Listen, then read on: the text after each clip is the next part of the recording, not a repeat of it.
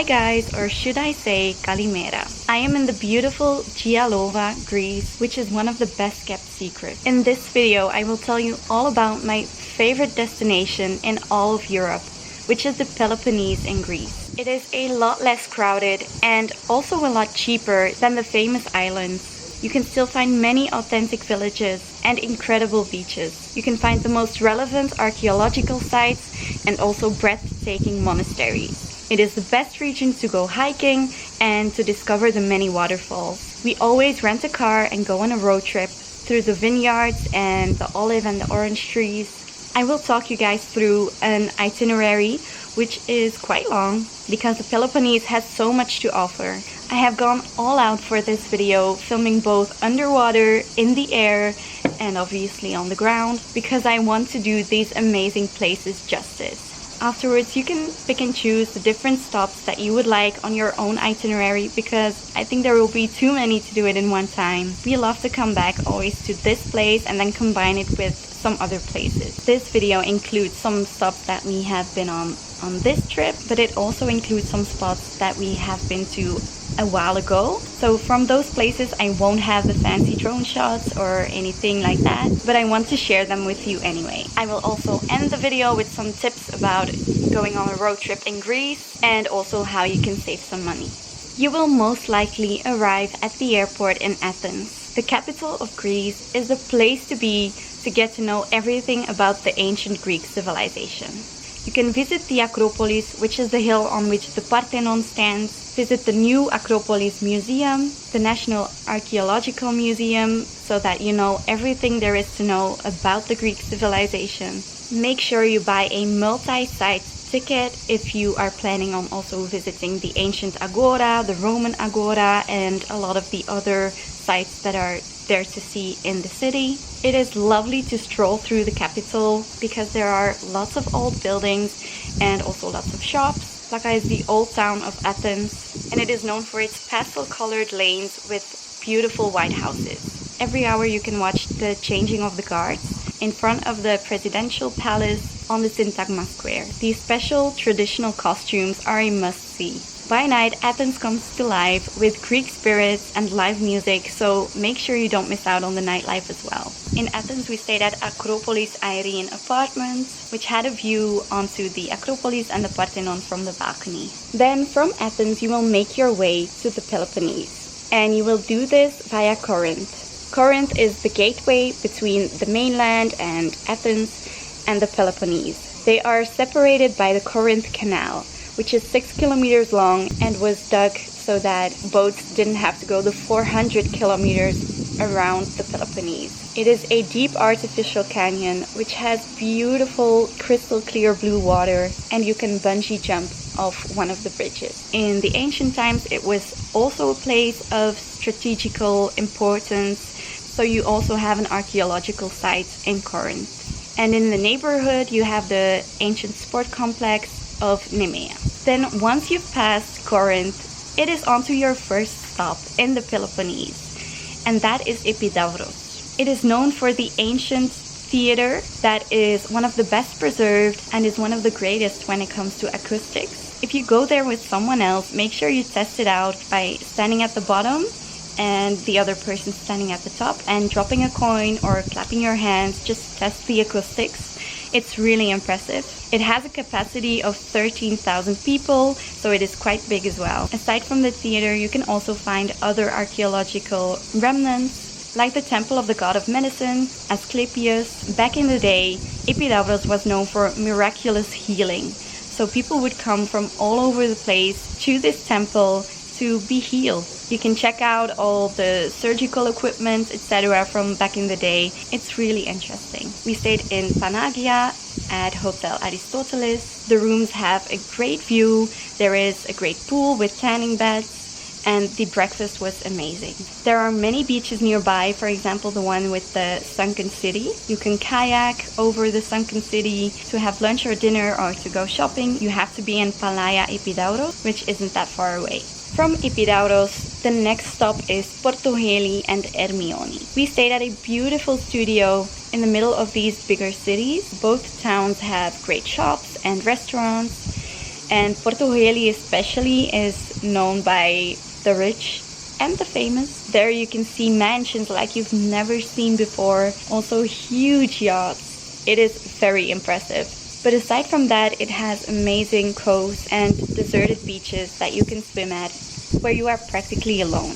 The studio we stayed at is called Anastasia Studios. It is whilst I was snorkeling on the beach in front of Anastasia Studios that I spotted my first sea turtle. You can take a ferry from one of these harbors to the islands Spetses and Hydra. The next stop and the first stop of this current trip is Nafplio. This was the old capital of Greece. It has a medieval atmosphere when you stroll through the small alleys. You can hop on a boat to visit the Burzi castle, which is protecting the port. Aside from this castle, you can visit the fortress of Palamidi and the Akronafplia fortress. They are both overlooking the city and the view is amazing. The promenade of Arvanitia is great to have a walk along the water, and the old train station is a beautiful landmark as well. You can even go on a horse-drawn carriage, which in the heat I wouldn't recommend. I think it's a bit too hot for the horses, but you can do it anyway. In Nafplio we stayed at Leto Nuevo Hotel, which has an amazing location and an incredible breakfast. The only downside was that there wasn't a lot of parking space in the neighborhood.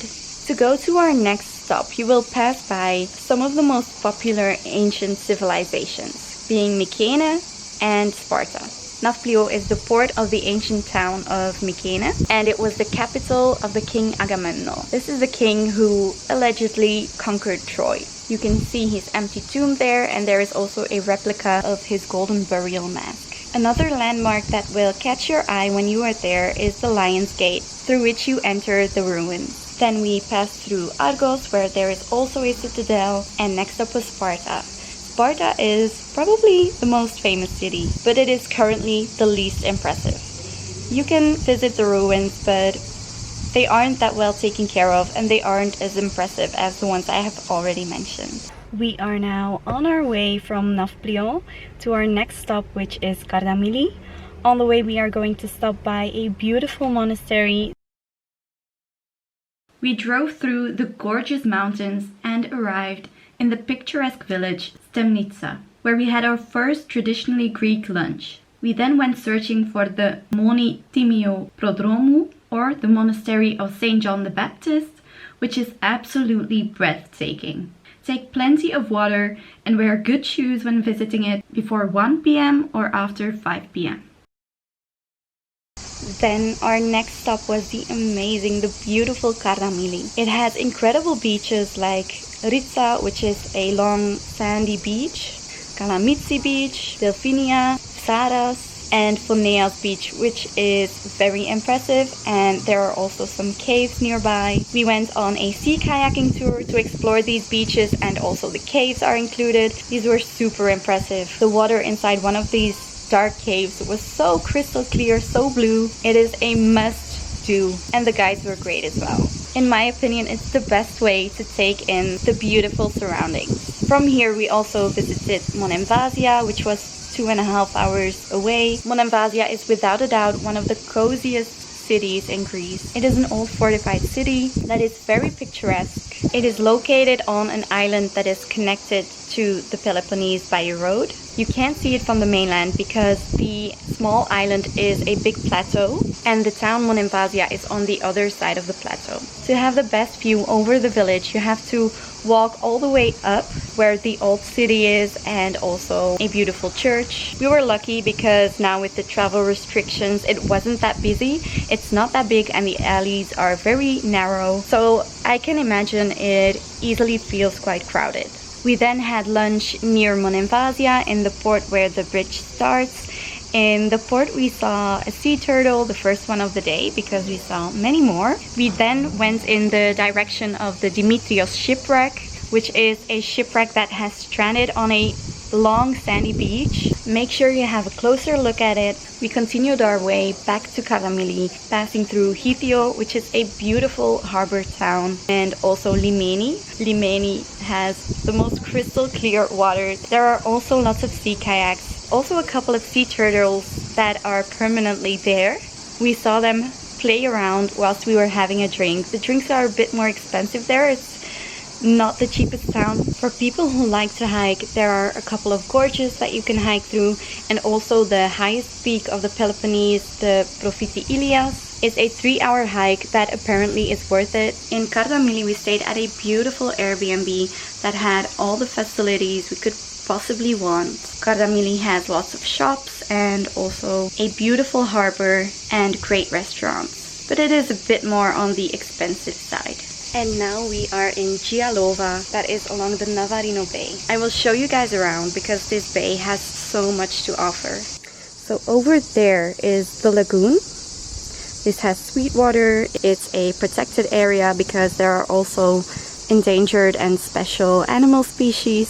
Then behind those two mountains there is one of the most beautiful beaches in the world, Voidokilias Beach. You can hike up to Nestor's Cave to have a great view over the beach. Then you have amazing sandy beaches along the shore, a tiny island right there, and this is the town of Gialova, which has a lot of restaurants and also some boutique shops. Then all the way over there is Pylos, which is a bigger city. This is a lot more touristy, especially the past couple of years. A lot of money has been invested. When we first came here, it wasn't that developed yet, but it is getting more and more developed because right around the corner is Costa Navarino Resort, and they have made a huge golf course over there, and the whole area is being developed right now. But luckily our amazing view has stayed the same. From Pylos you can rent a boat to go to that island right there, and also all these islands here in the middle that are blocking the open ocean from the bay. And it is a really nice day activity. In Pylos you can also visit the old castle, or you can take a glass bottom boat to see the remnants of the Battle of Navarino. There are also some incredible waterfalls nearby that require a short hike. They are called the Calamaris and Stenosia waterfalls. In the direction of Kalamata, you can find the Polylimnio waterfalls that require a longer hike to get there. The first ones I mentioned are linked by a walking path that is 6 kilometers long, but I recommend you to just take the car across the gravel road that connects the two and visit them that way, because the path is quite unreliable. We found our home away from home in Gialova. The view from the studios is breathtaking and the sunset unmatched.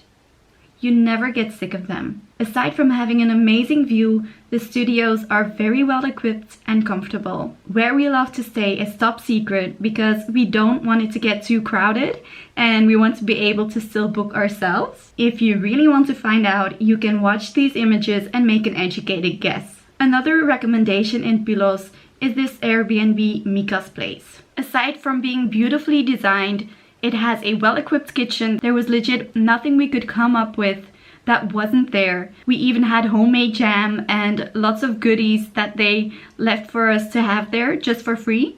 And it had an amazing location. Close to Pylos and Gialova is Metoni. Metoni has a beautiful castle that you can visit. Aside from that, there is a lovely beach and a lot of restaurants. And one of them is our favorite restaurant in all of Greece, maybe even in all of the world. It is called Sapienza. There you go into the kitchen where a Greek grandma is cooking traditional Greek food.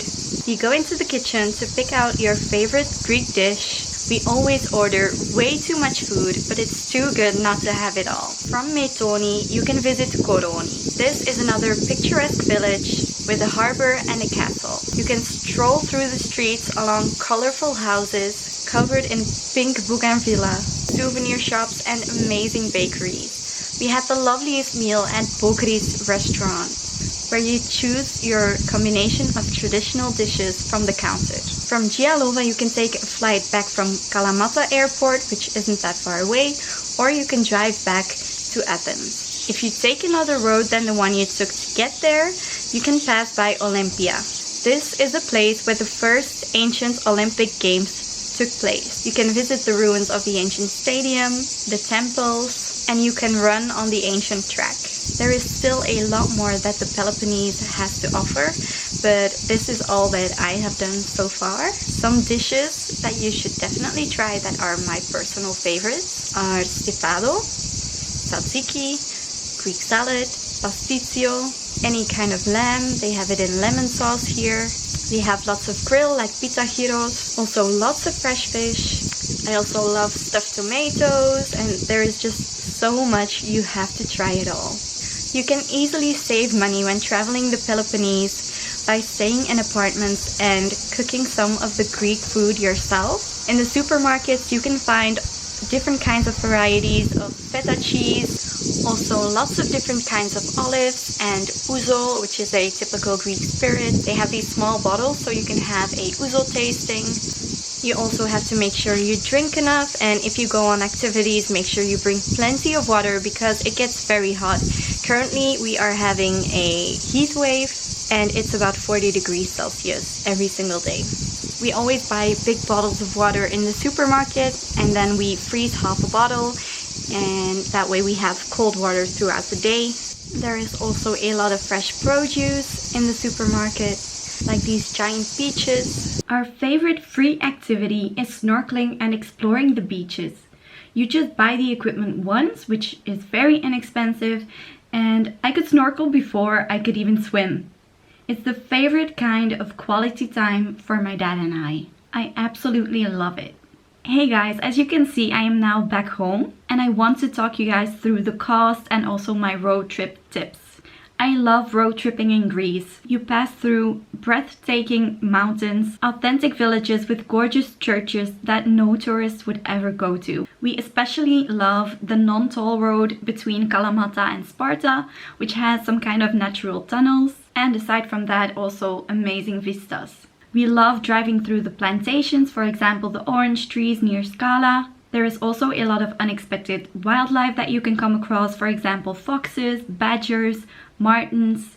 We also had a bat fly into our studio once, and obviously there is the occasional sheep herd, goats and donkeys that you come across. Make sure you have a good playlist and also your own way to listen to your own music, because when you are driving through the mountains, often you will only have Greek music or no music at all on the radio. The infrastructure in Greece for road trips is actually really good. The highways are fairly new and also well maintained. There are impressive tunnels as well. When you get off the highway, there are 3 types of roads. The wide asphalted kind, which connect bigger cities. Then you have the narrow asphalted ones inside of the cities and inside of towns that are quite frequently blocked by trucks or by people just parking their car wherever they want. And then the third kind is the gravel roads when you go off the beaten path. As you will probably be driving a rental car, the last 2 will be something to keep in mind. My dad is a great driver and we never had any problems. When you reach a gravel road, I would say if it's not that far of a walk, then don't take the risk. Just park your car at the start of the gravel road and walk the short distance to the beach or to the waterfall. In the mountains, the roads get very windy, so be cautious for motion sickness and also watch out for short turns. On the new highways, you do have to pay toll. And for the 1,300 kilometers that we drove, we paid 23.20 euros in total, which is not much at all. If you do prefer to take the alternative non-toll road, you will probably be in the car quite a bit longer. Aside from that, the petrol costs 150 euros for the 1,300 kilometers that we drove. The petrol was a bit more expensive in Greece than in Belgium. It cost 1.7 euros per liter on average. In Greece, it's not very common to get a fine for driving too fast. And although we always park where we are allowed to park, we see people park just wherever they find a spot, the Greek people, and they seem to get away with it. A studio for 3 to 4 people costs upwards of 100 euros per night. And a meal including a drink can cost you even less than 15 euros per person. That includes alcoholic beverages. They are actually quite cheap there. The cost of your flight will obviously depend on the place that you depart from, and the rental car cost depends on the category that you choose. We travel in high season, which means that the rental car and the accommodations are a bit more expensive. You can start traveling to Greece from May until October, with the water of the sea being a bit warmer after the summer, obviously. All the information I have mentioned and links to accommodation, etc. will be in the description below, so don't forget to check that out. Thank you so much for watching this video. Remember to subscribe and ring the bell notification so that you don't miss my next videos. I have a flight booked to Mexico and I will be vlogging it and making more videos. I'll be there for a pretty long time and I'm sure you don't want to miss out on that. If you want to see more Greece videos, I've also made a video about Crete and Zakynthos that have done very well so far, so I recommend you to check those out as well. Thanks for watching and see you in the next one. Bye!